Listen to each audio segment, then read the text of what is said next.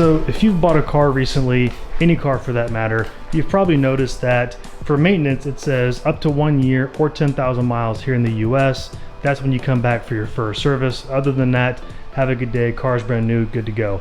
Now for BMW M models specifically, like the G80 and even back in the day the E92 M3, you had a specific break-in service that at 1,200 miles, not only was the oil changed from a break-in oil to the spec oil, the actual differential oil was changed as well at 1,200 miles, mandatory. Then you were good to go from there. Now, on BMW's new M60 models, like the X7 M60i, which has the S68 engine, same as the new M5, X5M, X6M, and the XM, it has the exact same engine, but on the M Sport models like the M60i, BMW does not require an oil change. So in this video, I'm gonna hopefully break down kind of the truth and shed some light on my thoughts on why that is. Now, I'm gonna preface this by saying I am not an expert. I don't work for BMW. Do everything that you wanna do. If you wanna go with what the manufacturer recommends, obviously do that. Do whatever makes you feel comfortable. These are just my thoughts and my opinions over years of owning cars, especially BMWs, and just kind of some truths and the facts about how manufacturers have to operate in today's world. So starting off, if you're not familiar with my channel, this is my 2025 BMW X7 M60i, and this car does in fact have the new S68 engine. Now I believe the X5 and X6 M60i's also have the new S68 engine. I know the X5M, X6M, the XM, the M5. I don't know of any other models that have it. If you guys know, put them down below so we can help the rest of the community here. But the point is, when I first got this car recently, the break-in service on the dash came up as I think 300 or 310, maybe 320, a very specific mileage of basically drive easy.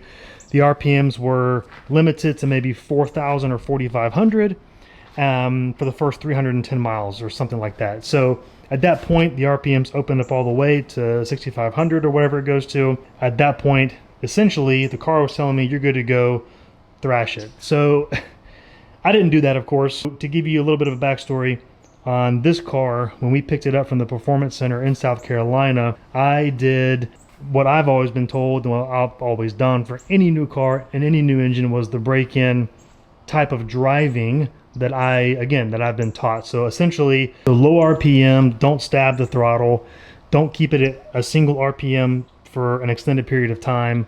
And what you're basically doing is helping the engine break in, right? So low RPM means don't rev the engine all the way to maximum RPM when you first get the car. It's a brand new engine, it's still breaking in.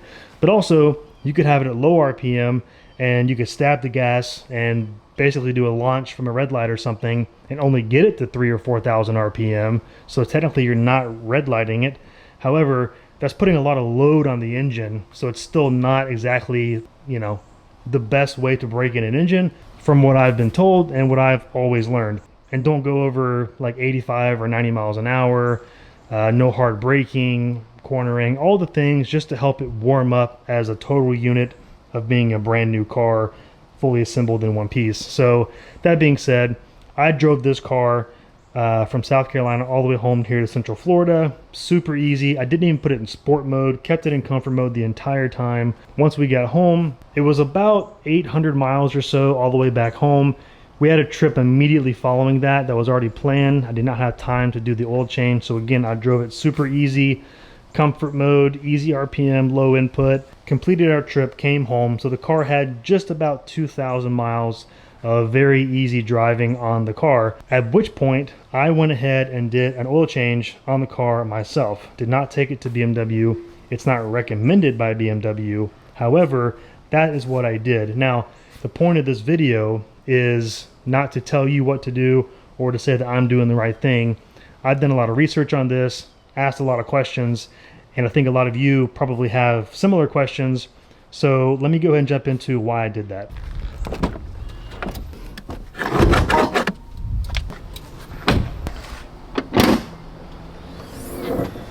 Okay, so here she is, the beautiful new S68 engine. Now, I think I've already said this again, but I'll say it one more time. This is a full M designated engine. And another reason I'm making this video And some of you might think, well, what's the difference? An M car is obviously more powerful. It's got different engine, different hardware components, so that's why M cars require it. The regular cars don't. I would agree with you. Even on the previous models, like the X7 M50 or the X5 M50, it was the N63 engine, which was a derivative of the S63 engine, so not necessarily a full M engine. Even still, I always believe you should break in a new engine properly. However, I can understand why maybe BMW didn't recommend it for that reason. But on the new M60 models, it's the same engine. This is the exact same engine. Now, also, before you guys jump on me, I know it's detuned, right? This car, I think 523 horsepower from factory.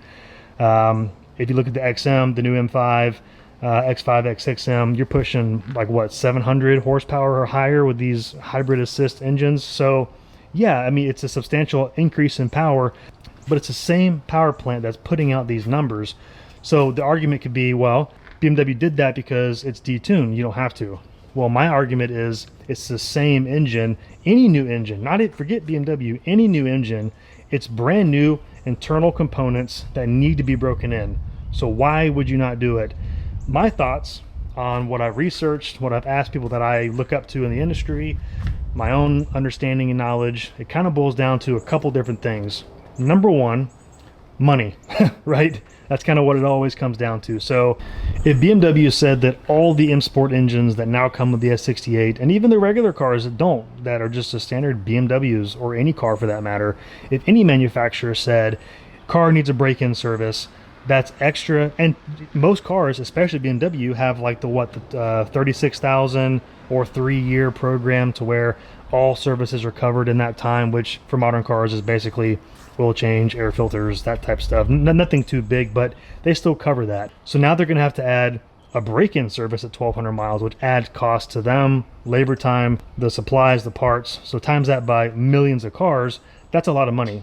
And the other point here is most cars, or a lot of cars nowadays, are leased. So even BMWs, a lot of cars are leased. So now most M cars, like a full M car specifically, or any high performance car, is generally going to be bought by the mass population.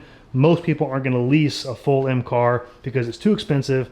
Probably doesn't make sense. You're going to lease a 330 M340 for BMW, that is, specifically, and maybe even an X7 M60 because it's not a full M car.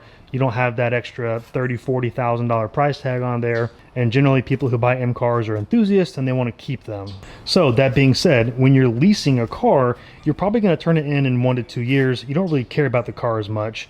Now, if BMW said, hey, when you get this car, you've got to bring it back in a few months when you hit 1,200 miles, change the oil so you get the right oil in there, all these types of things, what's going to happen? A lot of times the client is not going to bring it back. Maybe he forgets.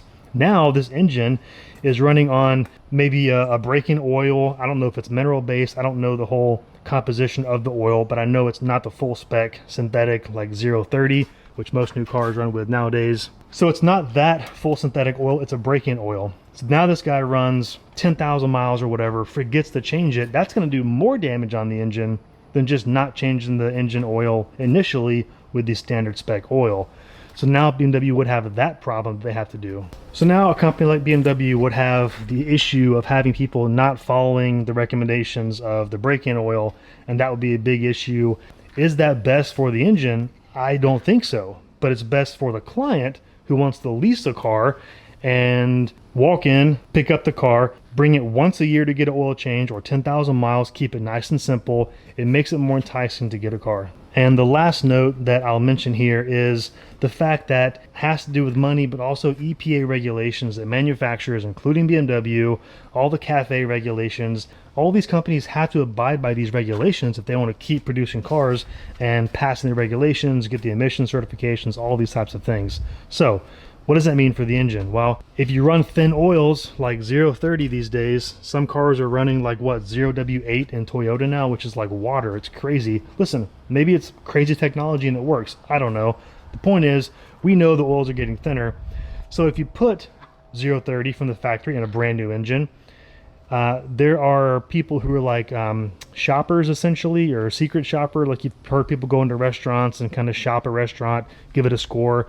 Well, that also exists in the car world. They'll go to a dealership, test drive a car, and they can actually run tests on the fuel efficiency from a car that's brand new from the factory to prove or disprove that the manufacturer, BMW, Mercedes, Toyota, whoever it is selling a car right off the lot, and figure out and test, is it actually getting the EPA listed 33 miles per gallon or whatever, or is it way off? And if you've done your own service on BMWs in recent years, you know that the LL01 is now the LL01FE spec for the oil that needs to go in these cars, the FE meaning fuel efficient. So thinner oil equates to more efficient engine, better gas mileage. Again, if you put in a break-in oil right out of the gate to break in the engine properly to last the longest, and then one of these people came in to test drive a car, it may not get the 33 miles per gallon or whatever they're testing. It might get 25. Now they're getting dinged by saying, hey, your car doesn't do what it says it's going to do, so now we're going to ding you on that, and maybe they don't get certain credits or emission credits or whatever the case is for the restrictions and regulations that the manufacturers have to go through these days.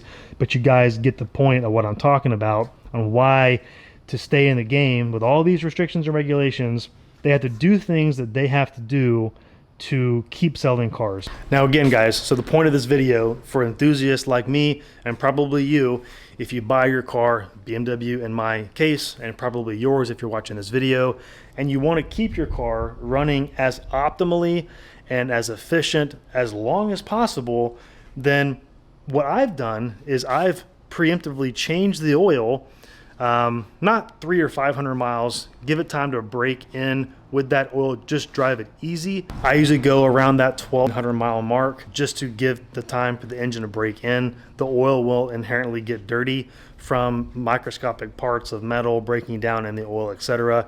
And it's always a good idea to change the oil. Studies have been done. If you guys follow the Motor Oil Geeks channel, I've learned a lot from his channel, among other channels that I've watched, and of course my own experience in this industry in the past. But studies have been shown that cars that have 500-600 miles on them, brand new, the oil is super contaminated. So any contaminated oil is going to cause more wear and breakdown on your engine. So the results speak for themselves. But again, if you're just leasing a car and you trade it in the next year or two, you don't care. You're getting a new one. The car's going to last that long, right? It's not going to break down in 2 years. But the 40, 50, 80, 150, 200,000 mile car, it may not last that long, and you might run into more problems. Whereas if a properly broken in engine with a properly broken in oil change, maybe diff types of things, that's a whole nother issue. Like differentials, transfer cases, transmissions, lifetime fluids, dude, no way. Nothing's lifetime fluid. This car right here, when I bought this car, the E92 M3, it's a 2008, bought it last year. Dude, the transmission fluid that came out of this thing was black. Like, it was disgusting. 17 years, not that old, but pretty old. It's not like it's a 1980s car, it's a 2008. Only 83,000 miles when I bought it. So not like it's a 200,000 mile car, black, completely black transmission fluid. On these cars, like the X7 M60i, like who's to say that the transmission fluid, diff, transfer case shouldn't be broken in within a year or two? Like, I'm gonna do that. Do you have to do that? Listen, now some people are gonna come on here and say, listen, BMW is smart, they engineer these cars. Stop trying to overthink it and do something that BMW didn't tell you to do. Just change the oil when they said they're gonna do it and you'll be fine. I hear you. However, you have to understand that companies also have to make money. They have to abide by regulations, and they have to sell cars to the mass population and have it make sense. So what makes sense to a manufacturer and to a buyer at a certain price doesn't always equate to what makes sense for the lifespan of the car. It's just a fact. Tests have been done. So the other caveat to this is I'm also not saying that the modern oils aren't quality. Like, I use Liquimoly 530 Special Tech in this car, Liquimoly 1060 over here. Like, the oils themselves can go long term. I'm not trying to dispute that fact. So for the G80, I use Special Tech 5W30 from Liquimoly. Still rocking the 0W30 for the X7 M60. And then rocking the 10W60 liquid moly here. So yeah, the oils can do it, but right out of the gate, when any engine is brand new, it's gonna get the most wear in the first few thousand miles of its life. So this is just my thoughts on what I've done to keep my engine lasting longer and keep it as healthy and as optimal as I possibly can. And essentially I'm following what BMW does with their M cars. I'm just applying it to a non-M car with, in this case, the exact same engine. So it cannot hurt, it can only help. Some people say you're wasting oil, you're spending, you know, 150 bucks on oil. Just do the 10,000 mile and you'll be fine. Well, my thing is $150 is way cheaper than a $30,000 engine. Now, I'm also not saying that if you don't change your oil when you get the car, your engine's gonna blow up. This is, again, this is for someone like myself who's an enthusiast, who cares about the dynamics and the efficiencies of an engine, and you want it to last and be as optimal for as long as possible. That's what I'm talking about.